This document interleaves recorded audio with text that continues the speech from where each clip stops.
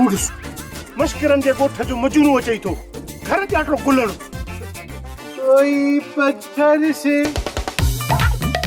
छो अदा गुलण खेल त आहे इश्क गाटे पियो थई जा अदा जुमन हिकड़ी ॻाल्हि त ॿुधाए तूं वॾो अनासो आहीं या ईदन वॾो अनासो आहे? वॾो त अदा ईदन आहे बाक़ी अनासे खानदान मां असां न आहियूं।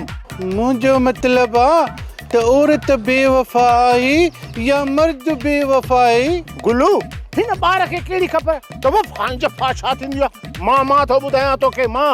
हा सही तो वारो मासड़ मजने जो पुफाटो तूं ई खणी ॿुधाए। अदा हाणे ॿियनि औरतुनि जी त मूंखे ख़बर न आहे बाक़ी हाणे तो वारी गुलीअ जी त मूंखे ख़बर आहे त उहा तोखे धोखो ॾेई रही हूअ बि धनु धोबीअ ते ऐं मडी गोड़ीअ ते एतबार न कजे। महिरबानी मडी घोड़ीअ जा मालिक अदा ईदन खान तो त मुंहिंजूं अखियूं ई खोले छॾियूं आहिनि हाणे त मूंखे सभु कुझु नज़र थो अचे। हा त पोइ वण वढे छॾ या पंहिंजो नकु कपे छॾ। अदा जो मतिलबु आहे न रहे बांस न बजेगी बांसुरी धनुअ खे मारे छॾ गुलू गैरत में क़तल कर अमर थी वञ या पंहिंजो नकु कपाए अनासो थी वञ।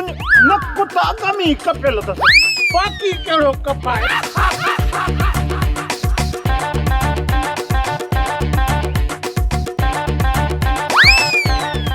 नकु त आहे पर हिननि खे कटियल कीअं नज़र आयो अंधनि खे?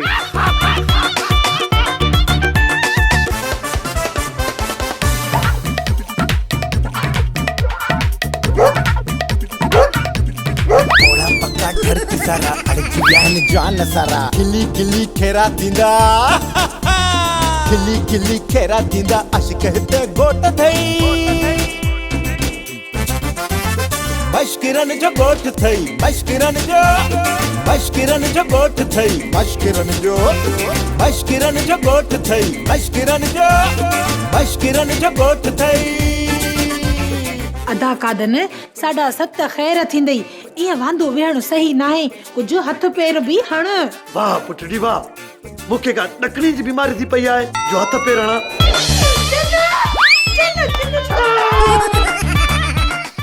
सोप सीरियल मश्करन जो गोठ सीज़न 2 जा तमाम एपिसोड्स ॾिसो हाणे HD क्वालिटीअ में। विज़िट करियो असांजो YouTube channel Sindh TV HD drama.